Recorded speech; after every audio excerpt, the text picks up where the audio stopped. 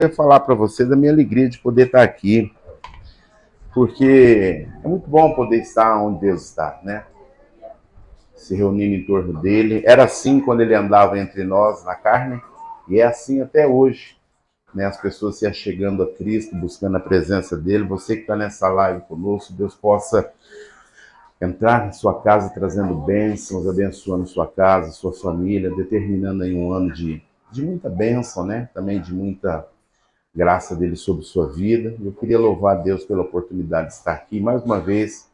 Meu brother, pastor Cristiano, muito obrigado pelo convite.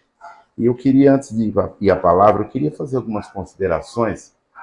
E Deus pesou isso ao meu coração enquanto pastor, olha, a gente mudou e tal, e tal, e tal. E assim, eu tenho me convencido a cada dia, daquilo que é uma grande verdade, né? A vela não consegue, o sol não consegue fazer o que uma vela faz, que é brilhar no escuro. E por que eu estou dizendo isso? Eu estou dizendo isso porque hoje a gente vive um tempo de grandes aglomerações religiosas, em lugares grandes, com muito recurso e muita tecnologia, mas isso, ao invés de ser um sinônimo de crescimento, de amadurecimento e de profundidade, diga comigo, igreja, profundidade. Profundidade fala de maturidade, profundidade fala de amizade, profundidade fala de raízes fortes, profundidade fala de crescimento em Deus. E a gente vive um tempo onde isso, de fato, em grandes ajuntamentos, ele não é uma verdade. Você vê uma grande solidão coletiva, você vê uma grande sensação de cuidado e de pastoreamento, onde na verdade não existe, porque ninguém pode pastorear com eficácia, fazer de alguém discípulo no meio de uma multidão de pessoas, né? Então eu queria dizer que eu estou muito feliz de estar aqui, viu, pastor Cristiano? Porque eu estou convencido, meus irmãos, que o resgate, eu chamo de resgate, da identidade e também da personalidade da igreja, ela está nesses pequenos ajuntamentos. As grandes aglomerações, elas podem trazer uma sensação imensa de pertencer a alguma coisa que na verdade a gente não pertence. Mas quando a gente está reunido assim, num pequeno grupo de pessoas que sabem o nome, conhecem a história, a gente pode chorar a mesma lágrima, chorar com aquele que chora, estar com ele no dia da dificuldade, mas também se alegrar com ele no dia da alegria. As multidões não fazem isso. As multidões, desde o dia de Jesus, elas queriam pão e peixe e nada mais. Se a gente observar ali o capítulo número 6 de João, aquilo começa com mais de 5.000 pessoas e termina com um grupo de discípulos em uma meia dúzia. E aí Jesus ainda faz uma inquirição, fala, olha, vocês não querem ir também? Aí Pedro diz aquela palavra linda, falou, para quem, né? Para quem vamos nós, se só o Senhor tem uma palavra de vida eterna? Mas perceba que tudo começou com uma grande euforia e terminou com uma grande seleção, porque ele falou sobre profundidade. Ele falou, olha, se alguém não comer da minha carne e não beber do meu sangue, não tem parte comigo. Não é uma questão de estar, mas é uma questão de comungar, uma questão de introjetar, de entronizar, de fazer aquilo parte da vida e a vida ser aquilo para todo sempre. Então eu queria louvar a Deus por poder estar aqui. Eu não poderia me sentir mais feliz estando aqui do que estando num lugar grande, porque é aqui que eu percebo a diferença entre uma igreja grande e uma grande igreja. Uma grande igreja não tem muito a ver com número não, viu, irmãos? Tem a ver com qualidade, tem a ver com intenção. E eu queria, de público, inclusive nessa live, parabenizar os pastores dessa igreja por perseverar, por não desistir diante de tantos estímulos a desistir, a perseverar. E é assim, de glória em glória que a gente vai, né? E vamos chegar lá. Amém, queridos? É por isso que a vela faz o que o sol não pode fazer. O sol não consegue brilhar de dia. Então eu me sinto iluminado nessa noite. A luz da candeia de Deus. Amém, queridos? Eu queria te convidar para a gente, tratando desse tema, né? Eu quero continuar naquilo que eu creio que Deus já fez aqui neste lugar, e se eu puder colaborar com alguma coisa, eu vou ficar muito feliz. Então, quero te convidar, abra a sua Bíblia aí comigo no Evangelho de Mateus, capítulo de número 19, e nós vamos ler a partir do verso de número 16 até o 30. Nesse título que ele é, vamos dizer, aleluia. Vamos hidratar a palavra, né? Jesus gosta de rock. Mas antes que você tire conclusões precipitadas, eu quero que você saiba que esse título ele fala de algo que Deus espera de nós. Então eu quero te convidar, Mateus capítulo 19, do verso 16 até o verso de número 30, é um texto bastante conhecido nosso, ele fala do jovem rico. E o tema, né, a afirmação teológica desse mês aqui na igreja é sobre profundidade, é a busca desse lugar profundo em Deus, é a busca dessa essência, é ir além das aparências e das superficialidades e buscar esse lugar profundo em Deus, esse lugar invisível. Porque a profundidade não fala de visibilidade, mas fala de estabilidade, fala de força, fala de sustentação, fala de vigor.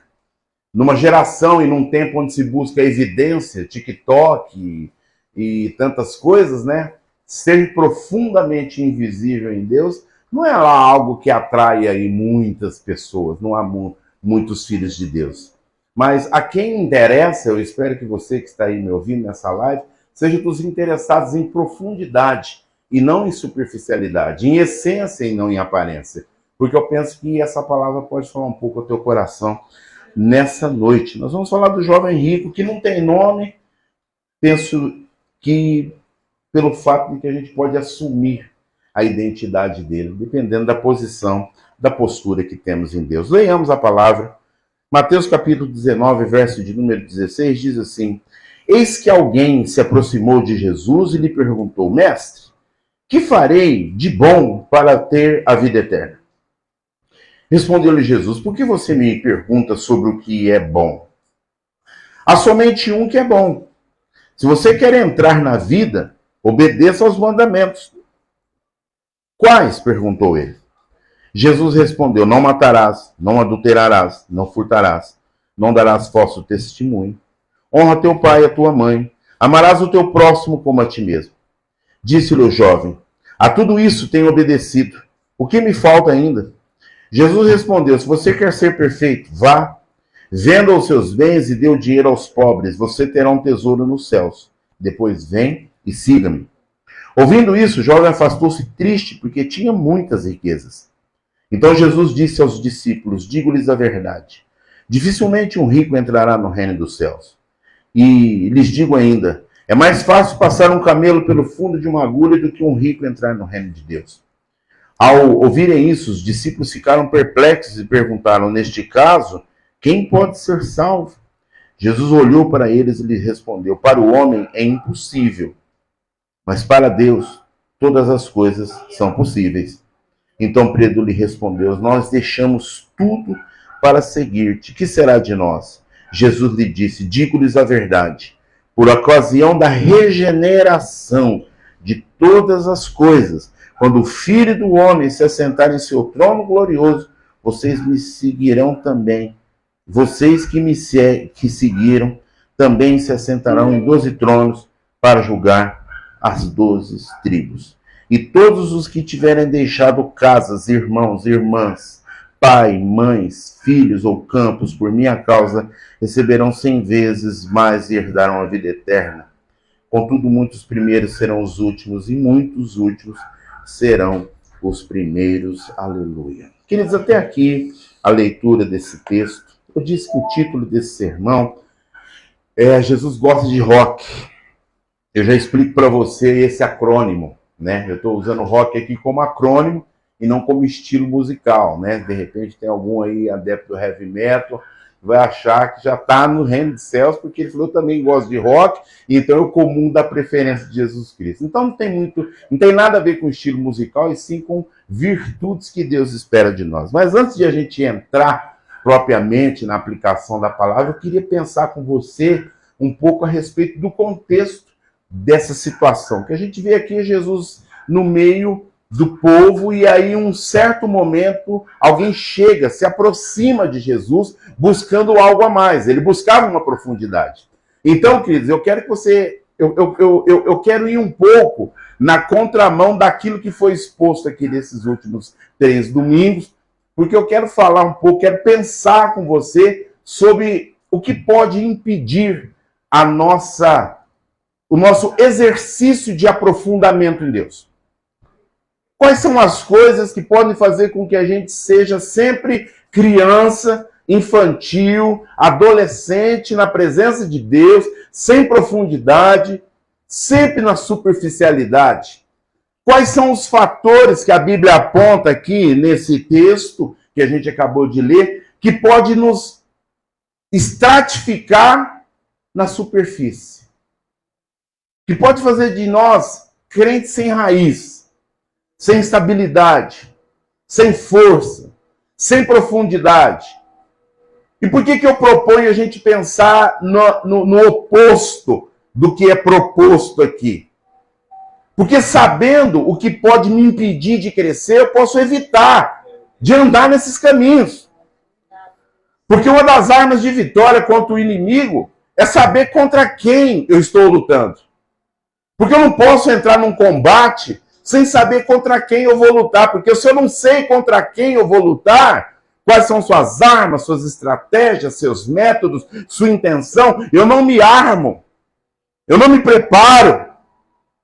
O apóstolo Paulo, ele nos ensina dizendo, eu não sou ignorante, ou seja, eu não desconheço os ardis do inimigo. Eu conheço esse malandro espiritual. Eu conheço ele. Eu conheço por revelação, eu conheço por opressão, eu tenho sido alvo da oposição, da inimizade, do rancor dele, mas Deus tem me dado vitória mediante fortalecimento espiritual. Paulo não era um sujeito raso. Paulo era um sujeito profundo. E é esse o status que Deus nos quer. Então, querida igreja, você que me ouve nessa live, eu queria que você pense, quero caminhar com você no entendimento disso. Quais são as coisas que podem nos fazer viver ou ser sempre infantis diante de Deus? O apóstolo Paulo fala de crentes assim, de cristãos assim, de gente imatura. Paulo fala, olha, vocês já têm idade para comer comida sólida, mas vocês ainda necessitam de leite espiritual. Amados, se isso era uma verdade nos dias de Paulo, nos nossos, então, é quase uma regra. Chega para qualquer pessoa que está lotada, que está perdida, que é apenas um número nessas aglomerações religiosas que pseudamente se reúnem em nome de Cristo, e faça perguntas básicas a respeito da fé dessa pessoa. Para essa pessoa, ela não vai saber. Ela não sabe, por exemplo, por que a Bíblia existe. E nem para que a Bíblia existe. Você sabe por que a Bíblia existe? Você sabe por que a Bíblia existe? Para que a Bíblia existe? São 2 perguntas, com 2 respostas. Uma de caráter moral, outra de caráter cognitivo. Por que a Bíblia existe? Então, antes que você comece a responder dar a resposta da segunda para a primeira pergunta, eu quero dizer, a Bíblia existe por causa do pecado. Se não existisse pecado, não ia precisar de Bíblia. Se não existisse esse mal, e o autor desse mal entre nós, porque a Bíblia diz que o pecado entrou no mundo. E a triste notícia é que o pecado ainda não saiu do meio da existência do homem. A morte e a ressurreição de Cristo, ela quebra o domínio do pecado sobre nós. Mas ele ainda não exterminou a presença do pecado. Basta abrir o celular e você vai ver pecado, pecado, pecado, pecado, pecado, pecado de toda ordem. Pecados eclesiásticos, sexuais, morais, financeiros, comportamentais, sociais, políticos. A gente vive num grande campo de guerra, num grande cemitério. Por isso que eu disse que é importante a gente conhecer o nosso inimigo, a fim de que a gente se precavenha e seja devorado por ele. Porque ele tem devorado tanto lá fora quanto dentro das igrejas do Senhor. Por que existe a Bíblia? Porque, infelizmente, existe o pecado. E para que existe a Bíblia? Para nos capacitar, nos habilitar. A Bíblia diz que toda a Escritura é boa, é proveitosa para nos instruir, nos exortar e nos elevar a um status espiritual que a gente não tem. E você pode fazer perguntas básicas. Então, amado, nós estamos vivendo esses dias. Então, o apóstolo Paulo, ele não era um homem superficial, e ele também nunca quis que os seus seguidores fossem superficiais, porque Paulo diz, sejam meus imitadores, assim como eu sou de Cristo. Então, tanto o Cristo de Paulo, quanto o Paulo de Cristo, sempre nos convidou a uma vida de maturidade e de profundidade. Esse jovem a quem nos referimos aqui nesse texto, ele é alguém que quase conseguiu ser profundo em Deus. Porque a Bíblia diz aqui que esse rapaz, ele chega e ele faz algo lindo. A história dele é narrada em Mateus, a história dele é narrada em Lucas, a história dele é narrada em Marcos. E alguns dão detalhes, que ele chega numa estrada poeirenta, ele se ajoelha diante de Jesus e faz a seguinte pergunta: bom mestre, o que eu devo fazer de bom para herdar a vida eterna? Quem olhasse essa cena ficaria comovido, porque ela é emotiva, ela invoca assim, uma rendição. Quem julgasse assim pela vista dos olhos diria: meu Deus, esse moço ele é quase crente, mais um mês eu já posso levar ele no mínimo a presbítero da igreja, porque olha como ele se rende diante de Cristo. Mas o Senhor, ele sempre enxerga bem mais além do que os nossos olhos podem ver. Esse moço aqui, ele se achega como mais um das multidões que se acercam de Jesus hoje. E eu quero dizer que isso é positivo, porque nós também estamos aqui em torno da pessoa de Cristo. Amém, queridos? Amém, amado? Mas se a gente ler esse texto com cuidado, a gente vai começar a ver algumas coisas nas minúcias que são preocupantes. Porque tanto esse moço ontem, quanto muitos hoje, se achegam a Jesus, aleluia. O problema é que eles já chegam com a agenda pronta. Se você perceber a fala desse moço, ele chega, ele se prostra, ele tem a postura certa, ele tem a palavra certa, ele chama mestre de um adjetivo que era realmente próprio de Cristo, porque Deus é bom em todo o tempo, Deus é bom e sempre vai ser. Mas ele é alguém que já chega com o pedido pronto. Ele já chega para Jesus e fala assim: Senhor, o que eu devo fazer para herdar a vida eterna? Eu não estou dizendo que o que ele está pedindo é ruim. Mas eu quero que você entenda que pedir a vida eterna, de um modo absoluto, você está pedindo para morrer.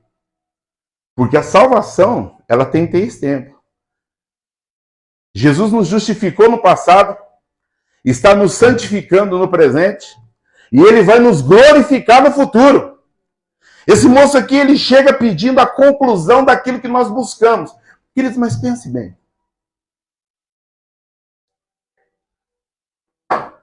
Deus, ele quer nos salvar, nós já temos a vida eterna em nós, porque Cristo habita em nós pelo seu Espírito.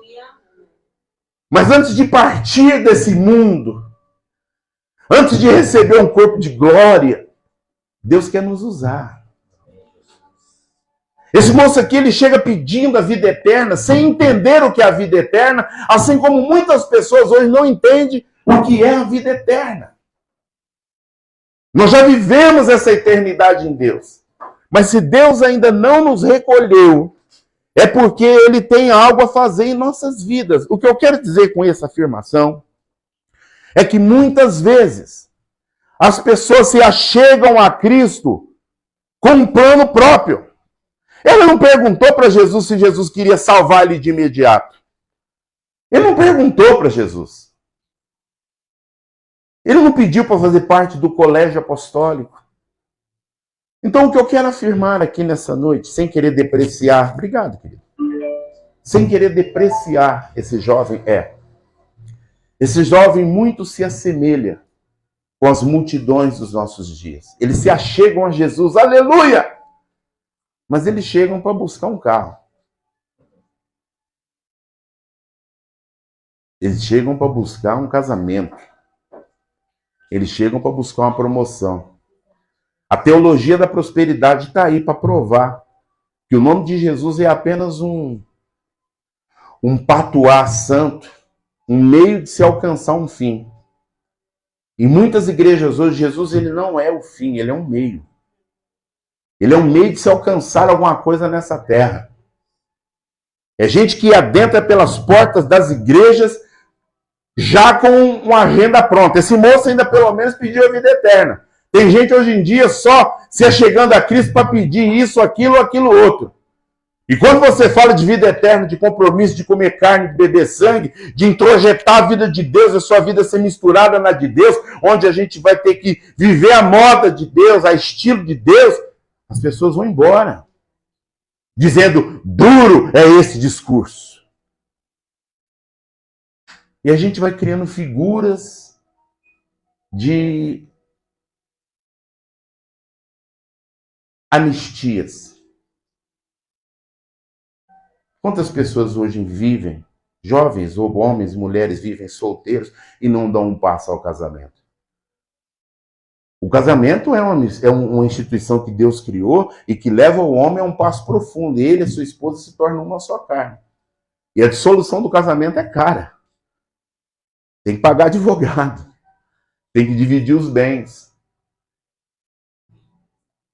Então criou-se aí, né? Amigado com fé, casado é. Aí a lei vai lá e pumba, vai lá. União estável. Pode ser o Adão e o Evair, a Marta e a Maria. Esses são os nossos dias. Temos igrejas especializadas nisso.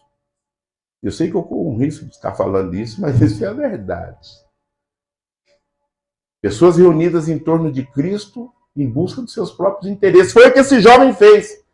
E Jesus confronta ele. Talvez os discípulos olhou e falou, nossa, esse aqui é o próximo chamado. Esse aqui vai ser o próximo apóstolo. Jesus não. Jesus ele fala, por que você está me chamando de bom? Só existe um que é bom. Você quer ser salvo? Quero. Então cumpre os mandamentos. Ele diz quais? E por que ele pergunta qual? Porque ele estava perdido no mar da religiosidade. Os fariseus, eu vou te dar aqui uma mini aula bíblica.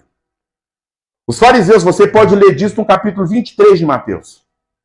É o capítulo do ai. Não é do ó.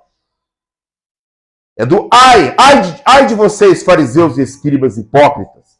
O capítulo inteiro, Jesus ele desossa esses religiosos. Porque esses religiosos, eles criaram um código religioso e impunha sobre as pessoas que a lei de Moisés, a quem Cristo se refere nesse texto, tinha ficado esquecida. Por isso que ele pergunta, quais?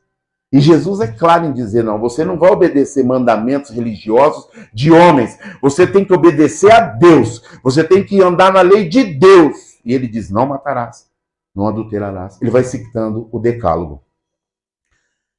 E aí esse jovem talvez respira aliviado e diz, Senhor, tudo isso eu tenho guardado desde a minha juventude. Aí Jesus podia ter dito, pronto, você passou no vestibular do apostolado. Mas Jesus impõe a ele ainda o último teste. Porque Deus sempre olha para além do que está nas aparências. Ele falou, você vai fazer uma coisa. Você vai fazer um grande donativo. Você vai garantir a sua ruína financeira. Você vai pegar tudo que você tem. E Jesus identificou que a riqueza dele era um Deus a quem ele se devotava. Você vai pegar a sua riqueza e você vai desperdiçar ela todinha na vida dos outros. E a hora que você não tiver mais nenhum centavo, a hora que você não tiver mais nenhuma poupança, nenhuma aplicação, quando você tiver decretado a tua total falência, quando você tiver liso, leve, você vem e me segue. Porque eu não quero que você tenha um plano B. O plano A sou eu, o plano B sou eu. E do alfa ao ômega, ele é o único plano que a gente tem. Porque fora dele não tem Deus. Não tem poupança, não tem investimento, não tem riqueza, não tem casa, ou ausência dessas coisas que pode nos garantir o nosso futuro. Nosso futuro está nas mãos furadas daquele que matou a morte, meu povo. A Bíblia diz que esse moço aqui, ele faz o que muitos estão fazendo hoje. Ele se aproxima, mas ele se afasta de Cristo. Leia comigo aqui o verso de número... Venha comigo, querido. Verso de número 22. Olha isso.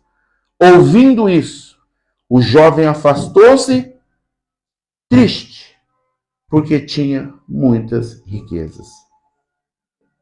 Esse moço aqui poderia ter sido alguém profundo em Deus. Porque ele se aproximou da pessoa certa, com a postura certa. A intenção dele não era lá tão santa assim, mas Deus corrigiu isso, pedindo para ele fazer esse pedido de falência. O que ele não fez. Ele preferiu confiar ou se entregar àquilo que ele já tinha, ao invés de se lançar naquilo que ele estava buscando. Quando ele busca Cristo, ele queria que Cristo fosse dele. Talvez mais um item da sua riqueza. E não ele de Cristo. Talvez ele queria colocar Cristo como mais... Olha, eu tenho riqueza, eu tenho gado, eu tenho isso, eu tenho Deus. Não é Deus que é o meu dono. Eu que sou dono de Deus. Deus figura entre os itens das minhas propriedades. E isso não é de ontem. Isso é hoje. Isso é agora. Tem um monte de lugar que está pregando isso. Determina. Faça. Deus tem obrigação com a sua palavra. E tal. E muitos estão aí dando ordens a Deus e Deus se rindo do céu. Então, querido, esse moço aqui, ele é a figura dessas pessoas que poderiam ter sido profundas, maduras em Deus e escolheram não fazer. Por quê? Porque faltou rock. E rock é acrônimo para identificar as coisas que podem impedir eu e você de nos aprofundarmos em Deus, de nos perdermos em Deus. Faltou a esse moço renúncia. Diga comigo, renúncia. Verso 21 diz assim: Jesus respondeu: se você quer mesmo ser perfeito, vá, venda os seus bens e dê o dinheiro aos pobres, você terá um tesouro nos céus. Depois vem e siga-me. Eu imagino que se hoje essa palavra fosse aplicada na boca de certos ministros que estão aí com o evangelho na boca, ele diria: vai, vende tudo e dá para a igreja. Vai, vende tudo e passa para o meu nome. Mas Jesus falou: não, você vai, vende tudo e sai distribuindo dinheiro a 3x4. E a hora que você não tiver nem para um pão com ovo, meu irmão, você vem atrás de mim e eu vou te receber. É assim. Eu te quero é na lona. Eu te quero na lona. Não é uma regra, viu, querido? Aleluia. Não é. Muitas vezes Deus quer a gente na lona. Na lona emocional. Não tem mais nada. Meu pneu tá careca. Ah, que bom. Porque agora eu vou te fazer uma nova criatura. Uma nova criação. Faltou renúncia aqui. Jesus disse para ele: vai e vende tudo. Jesus, ele exige desse rapaz um voto de pobreza. Ele quer apenas que Ele não nos quer pobre. Porque nós não somos pobres, nós temos o céu. Nós somos cidadãos do céu. Você é pobre? Você não é pobre. Você só não tem dinheiro. Mas tem gente tão pobre que só tem dinheiro, meu irmão. Ele é tão pobre que ele só tem dinheiro. Ele tem Cristo. Ele tem o Espírito Santo. Ele tem o nome escrito no livro da vida. Ele tem a eternidade em si. Não tem. A gente se encanta com os predicados, os adjetivos desse mundo. Olha que carro, olha que isso, olha que celular. Tudo bobagem. Vai ficar tudo aí. Vai ficar tudo aí. Porque é daqui. Então, queridos, Jesus ele não quer que nós sejamos pobres, só não quer que nós sejamos escravos da avareza. Esse moço ele era um avarento gospel. Talvez igual você que está me ouvindo, um avarento gospel. Que quer coisas. Que Deus dê coisas, mas talvez o que Deus quer dar a você dê a Ele mesmo. Então esse moço aqui, ele ouve de Cristo isso. Eu não quero o meu povo vivendo de projetinhos egoístas. Eu não quero o meu povo colocando as coisas materiais antes das espirituais. Porque de um lado, amados irmãos, a gente invoca Mateus, quando fala assim, buscai antes, Mateus 6:33, né? Buscai antes, acho que é isso. Buscai antes o reino dos céus, e todas as coisas serão acrescentadas. Antes, em primeiro lugar. Em primeiro lugar, vou fazer essa conta, Deus, posso fazer isso? Isso te agrada? Se eu estou com vontade de fazer isso, eu devo fazer? Porque falar para Deus depois de que está feito, é comunicar uma decisão soberana nossa. É só pedir a chancela dele. E até onde eu sei, nesses poucos anos que eu caminho no Evangelho, já tendo feito isso muitas vezes, eu aprendi que não é assim que funciona, não é assim que funciona. Colocar primeiro é falar com ele antes, não depois e nem durante. Eu posso até falar com ele durante e depois, mas eu não posso deixar de falar antes. Obrigado. Então faltou a esse moço renúncia. Diga comigo, renúncia. Isso é o tipo de coisa que não se fala mais hoje em dia, renúncia. Aquele que não renunciar à sua vida e tomar a minha cruz, não tem como andar comigo. Hoje nós vivemos um evangelho de acomodações. Olha, venha para cá que você vai ser aceito. Sim. Você só não vai ficar. Jesus aceita todos, mas Jesus não aceita tudo. Ele não aceita tudo. Ele não aceita certas posturas, certas condutas morais, espirituais, comportamentais. Eu não vou sair citando aqui que eu não quero criar polêmica, mas você sabe. E a pessoa está ali, envolvida em exercícios ministeriais, religiosos, mas com uma conduta totalmente reprovável. Sua vida, seu estilo de vida é uma ofensa, é uma afronta a Deus. Essa manhã eu lia de uma influencer que cria conteúdo adulto. É um nome bonitinho para filme pornográfico. Que decidiu não sair no carnaval como destaque, porque, afinal de contas, carnaval tem coisas de religião afro-brasileira. Eu dei risada. Eu dei risada porque eu imaginei uma meretriz pagando de freira. Porque se de um lado no carnaval tem coisa de religiões afro-brasileiras, e o comportamento dela? Que vive um trisal. Um trisal, 2 mulheres e um homem. Mas ela se diz cristã. E ela faz parte de uma igreja. Esses são os nossos dias. Faltou esse moço e há tantos outros, renúncia. Diga comigo, renúncia. Isso vale para nós. Se eu ficar abraçado com as minhas vontades, com o meu entendimento, com o meu jeito, com o que eu quero, eu jamais vou poder crescer em Deus. Porque Ele exige que eu renuncie a coisas que para mim são preciosas.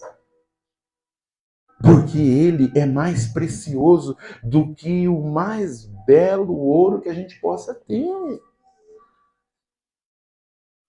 Deus não nos levaria a um projeto de falência existencial. Ele nos promete o céu. Ele nos promete algo maior, mas não aqui. Diga comigo, não aqui. Não aqui. Aqui não dá. Porque esse mundo jaz no maligno. Então faltou esse moço renúncia. Faltou renúncia. E o verso 21 eu quero ler com você de novo. O que pode nos impedir de crescer em Deus? A ausência de renúncia. R. E também a ausência de obediência. Verso 21 diz, Jesus respondeu, se você quer. Olha que Jesus apela para ele mesmo. Ele fala, rapaz, será que você quer mesmo o que você está pedindo? Porque às vezes as pessoas pedem, mas elas não querem a ponto de renunciar, a ponto de obedecer. Se você quer ser perfeito, né? Ou seja, andar com aquele que é toda a perfeição, vá, venda os seus bens e dá aos pobres, e você terá um tesouro. Ouvindo isto, o jovem afastou-se triste, porque tinha muitas riquezas. Ele não obedeceu. E, queridos, Jesus disse, vai, dá às pessoas. Ele simplesmente não fez o que Deus mandou.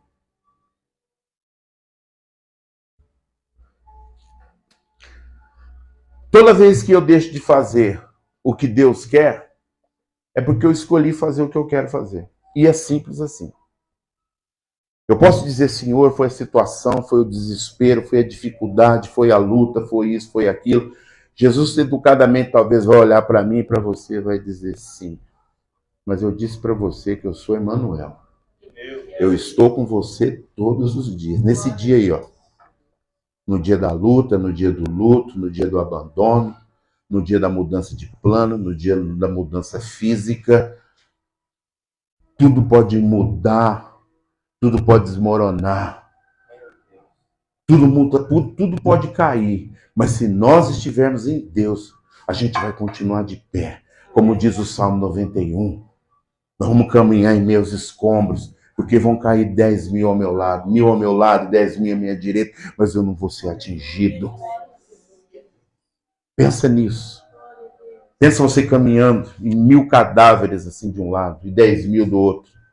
E só você em pé. É vida na terra da morte. Porque a própria vida caminha com aqueles que a vida querem. Eu quero a vida de Deus, porque Ele é o caminho, a verdade e a vida. Então, amados, não tem muito o que dizer a respeito disso. A desobediência, ela nos transforma.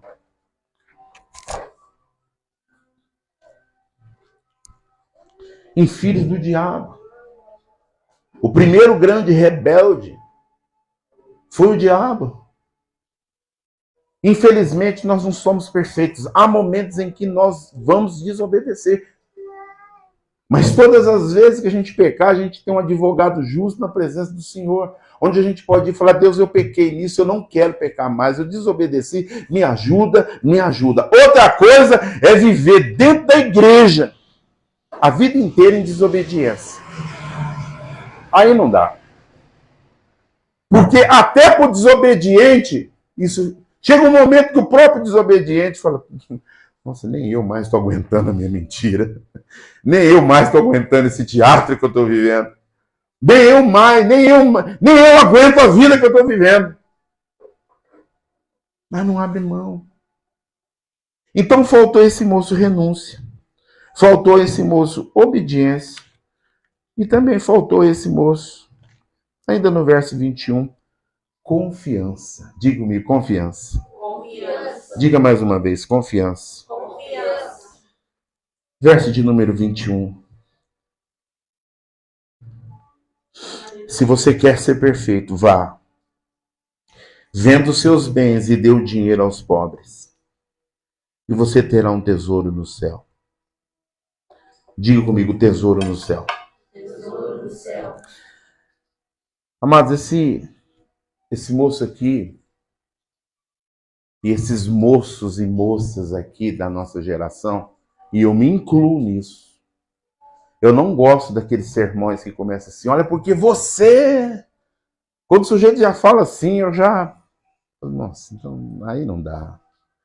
Não dá porque eu sei que do arauto à audiência não tem ninguém perfeito. O único que é perfeito é aquele que está aqui invisivelmente presente. Ele é perfeito. A ele seja toda a honra e toda a glória. Por tolerar a gente como eu. Por suportar a gente como eu. E eu não vou pôr essa palavra na sua boca, você diz se quiser. Eu é que sei onde meu calo aperta. Quantas vezes eu tenho que chegar? Senhor, eu já devia ser mestre, mas ainda eu sou moleque, meu Deus. Ajuda eu, por amor do teu próprio nome. A confiança é a base de qualquer relacionamento. Até com o dinheiro. A gente confia tanto no dinheiro, mas se você pegar aí uma das muitas notas de 200 que você tem, amém, querido? O que é aquilo ali?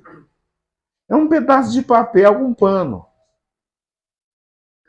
Mas o valor do dinheiro não está nele em si, mas na promessa que ele traz de que aquele papel vai te dar coisas.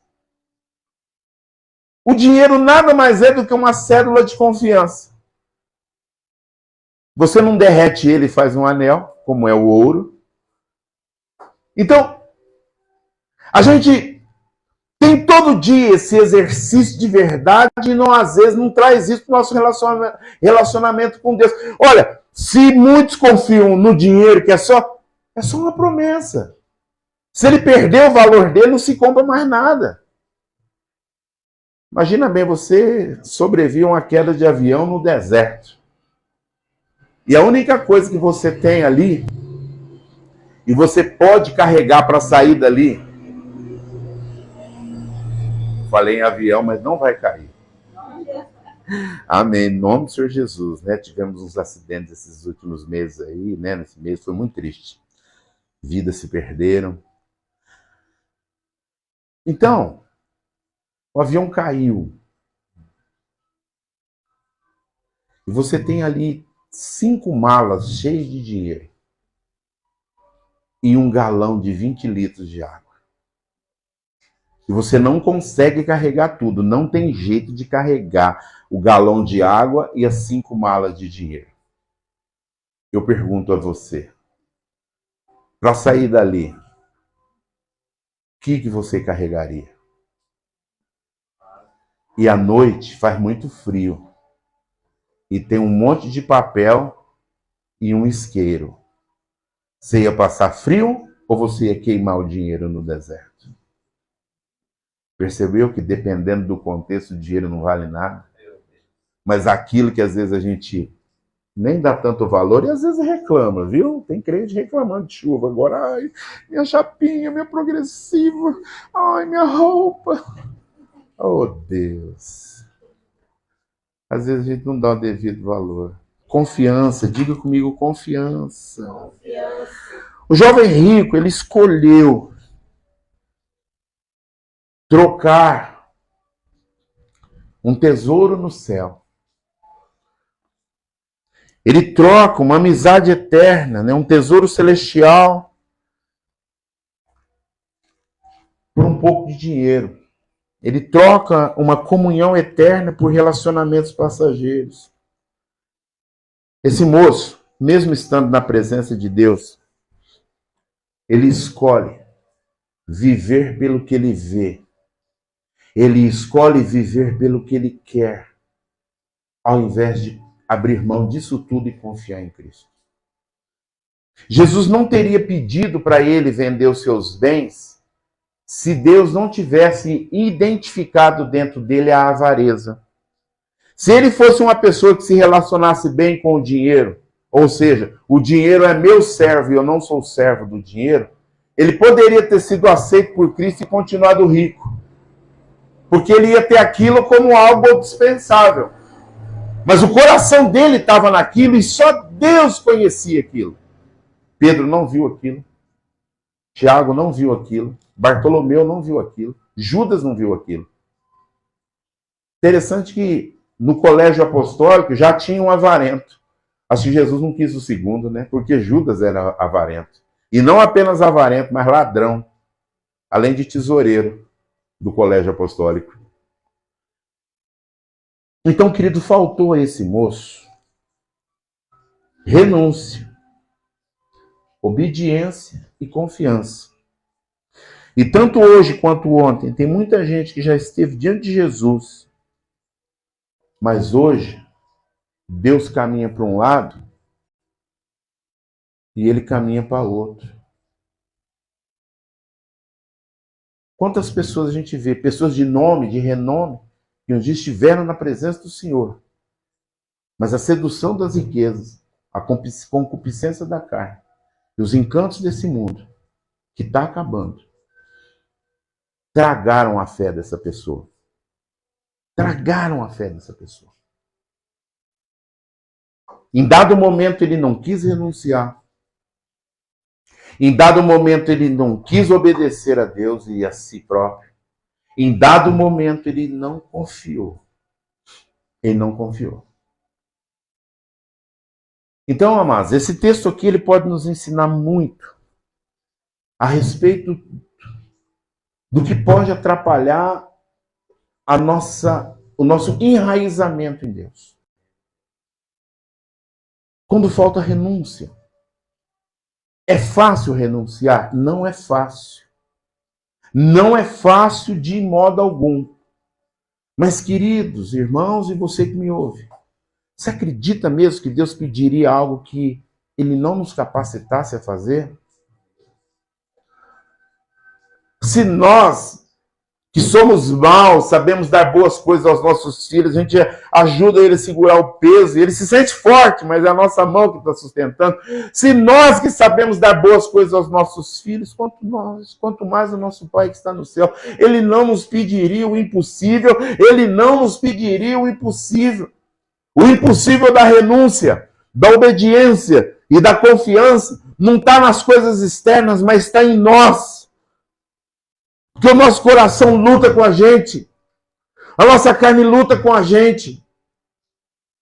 Quantas pessoas estão agora em muitas aglomerações religiosas recebendo afago na alma? Não tenha dó de ti mesmo. Pode continuar vivendo esse relacionamento absurdo, frankensteiniano, né? Homem com homem, mulher com mulher, faca sem ponta, galinha sem pé. Essa coisa absurda, monstruosa, que é contra a natureza, segundo Paulo em Romanos. Mas está tudo bem, você está aqui, glória a Deus, aleluia. Quantas pessoas estão sendo consolidadas na perdição, em nome do próprio Cristo, que é o autor e consumador da nossa fé e da nossa salvação. Esse moço aqui é a figura de milhões e milhões e milhões de pessoas no mundo afora, que entram na presença de Deus com agendas próprias. Ser salvo, casar, ficar bonito e tal. E eu tenho conversado com alguns amigos, pastores,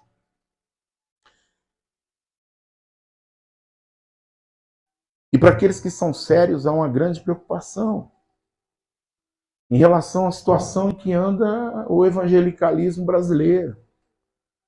Nunca foi bom, está pior ainda. Existe uma onda preta, uma onda church, uma onda isso, uma onda aquilo, que está levando as pessoas do nada para lugar nenhum. E, querido, creia no que eu vou te dizer. Eu sei, por experiência própria, o quão importante é estar preparado para se encontrar com o seu Deus. Você conhece a minha história, meu testemunho. E entre as lágrimas diárias, de saudade, o que me levanta e me alegra é saber que existe uma ressurreição. Que existe uma vida que não acaba mais. Isso tudo que está acontecendo está com os dias contados. Um dia mais de guerra é um dia mais próximo do juízo final. Mais um aborto nesse dia é mais um passo diante do juízo final. Mais uma injustiça hoje, amanhã coloca a gente mais perto. Hoje nós estamos mais perto da nossa redenção. E muitos estão mais perto da sua perdição. E não importa o lugar. Esse moço estava na presença de Deus, com a postura certa. Mas investigando a alma desse moço, Jesus identificou avareza, rebeldia e autossuficiência. Porque quem não confia em Deus, confia em alguma outra coisa que normalmente se chama eu. Quando eu não confio em Deus é porque eu estou confiando em mim. Ou se eu estou confiando em Deus é na condição de um jagunço. Ó, Deus, vem comigo, porque aí o Senhor me é uma cobertura. Eu vou, mas o Senhor avaliza meu projeto de vida. Então, queridos, pensando nesse tema, que na verdade é um desafio. Esse tema, anos de profundidade, é um convite à mudança. E mudanças trazem insegurança. Por que a gente pensa que toda mudança é ruim? Eu tenho que me mudar. A gente começa a pensar no que pode acontecer, não no Deus que está nos sustentando. A gente fica com o olho no medo e não na confiança. Profundidade exige abandono da superficialidade, do lugar comum, do senso comum. Do senso comum. Então, queridos, eu queria, já encaminhando para o final desse sermão, estimular o teu coração ao exercício.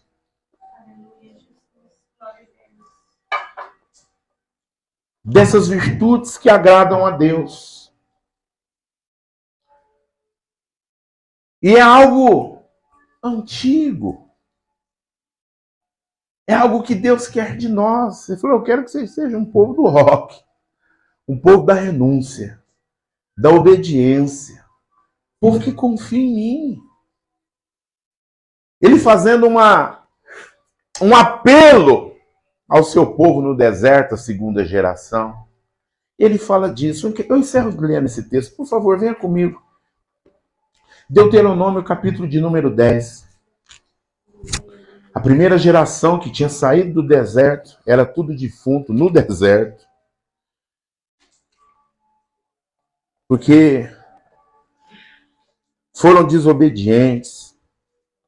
E as crianças que cresceram naquele ambiente, naqueles 40 anos de caminhada, chega um momento em que Moisés está encerrando sua participação no ministério. Deuteronômio, capítulo 10, verso 12.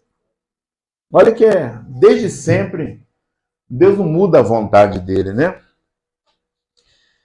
E aí no verso 12 do capítulo 10 de Deuteronômio, o velho, idoso e cansado Moisés, mas ainda atuante e santo, ele diz assim, ele escreve essas segundas tábuas que vão para dentro da Arca da Aliança.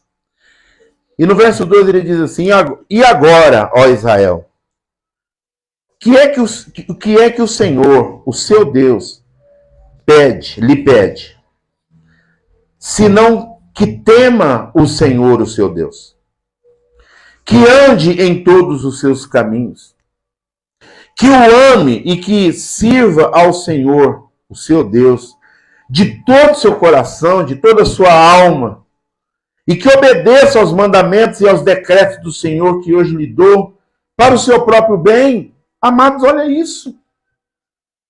Amar a Deus, servir a Deus, caminhar com Deus, faz bem para nós. Nos eleva, nos fortalece. O benefício do que a gente faz para Deus volta para nós mesmos, porque Deus ele não precisa de nada de nós, é nós que precisamos.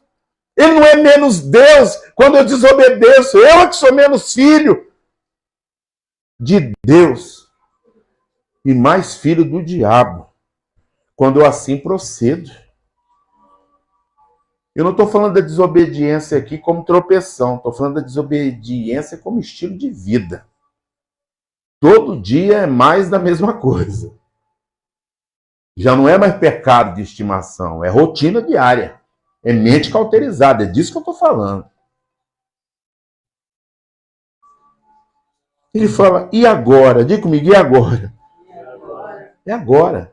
É para essa geração, é para nós. Jesus estava, né, falando para Moisés, ó, é para vocês, fala para eles, é para eles, não é para eles ficarem se lembrando dos pais. Os pais morreram no deserto, é vocês que vão entrar na terra. E agora, ó Israel, o que é que o seu Deus lhe pede? Ele não manda, ele está pedindo aqui. Olha que educado. Senão que o tema, que ande com ele, que o ame, que o sirva, que o obedeça. Se envolver com Deus é um projeto integral, que envolve mais do que a minha mão e a minha transpiração. Envolve o meu mundo moral, que o tema, que o respeita. Existe muita irreverência nos nossos dias. Eu não gosto dessas músicas que chamam Deus de você. Os ministros da Suprema Corte do nosso país, que são homens imperfeitos, para não dizer um pouco mais. Se você acompanha a política, você vai ver que ali há seres iluminados. Se você chamar ele de você, ele pode mandar te prender, como já aconteceu. Advogado saiu preso do STF por não chamar um e outro de Vossa Excelência. Agora, para um pecador desse, não cabe chamar você, imagina isso. Essas musicolas, essas chorumelas que existem nos nossos dias. Chorumela religiosa. Por isso que eu sou adepto de Inário, porque Inário canta doutrina, mas deixa isso para lá. Servir a Deus, amar a Deus envolve o nosso mundo moral. Tenha temor, tenha reverência. Olha, eu quero isso, mas eu não vou fazer isso porque eu temo a Deus, eu respeito a Deus. Eu tenho respeito por Deus. Eu não o vejo, mas eu o respeito. Andar com Deus envolve o nosso mundo emocional, amar. Porque é possível servir sem amar. Mas não dá para deixar de servir quando eu amo. Meu Deus. Dizer que ama a Deus e fica ali, ó, eu te amo, sem fazer nada, é amor platônico. Isso é utopia religiosa. Tem que envolver o nosso mundo social. Porque ele fala, eu quero que você me tema, que você me tema, você me ame, você ande comigo. A gente anda para todo lado, no meio de um monte de gente. Mas nessas andanças da vida, para cima e para baixo, Deus tem que estar andando com a gente. Deus tem que estar andando com a gente. Andando por caminhos que fazem parte do script dele para a minha vida. Por isso a gente não pode entrar em qualquer lugar, ficar em qualquer lugar, se assentar em qualquer roda. Não dá, não dá. Porque tem lugar que se eu for, eu vou sozinho. Porque ele não vai estar ali. Ele não vai estar ali. A gente até pode ir, mas ele não vai estar ali. E é complicado. Vai que numa dessa eu estou andando carreira solo e, não é? E que eu o obedeça. E que eu o sirva, o nosso mundo laboral. Posso trabalhar e tal, posso fazer tudo. Mas não posso deixar de servir a Deus. Adorando, buscando, falando dele para quem está necessitado. Não precisa de dinheiro, não, está precisando de Deus. Você está precisando de Jesus na sua vida. A gente vive essa sociedade carente. Esse mundo caído. Então, queridos, terminando aqui.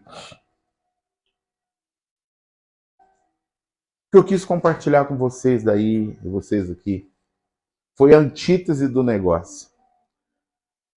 Eu sei que você aprendeu de Deus muito nesses dias, eu espero ter cooperado com o alicerçamento, fundamentação da sua fé, nesse mergulho em Deus que há de acontecer com todos nós esse ano. Queira o bom Deus, em nome do Senhor Jesus, se Ele permitir que a gente feche mais esse calendário, que a gente chegue no próximo janeiro, mais maduro, mais profundo, mais sábio, mais humilde, mais servo, mais amigo de Deus, mais luz, mais pequeno, porque convém que ele cresça e a gente diminua. Porque a grandeza não tem a ver com espaço, tem a ver com o que está dentro do nosso coração. Dentro do nosso coração. Talvez seja essa a razão, porque os perfumes mais caros não vêm em tambor de 200 litros, mas vêm, pastor Cristiano, em pequenos frascos. Amém. Em frascos pequenininhos, que quando destampa, faz com que o perfume de Cristo exale para todo lado. Perfume barato não fica nem no corpo da pessoa. E tem muito perfume barato por aí. Tem muito perfume barato. Curva sua cabeça, vamos orar.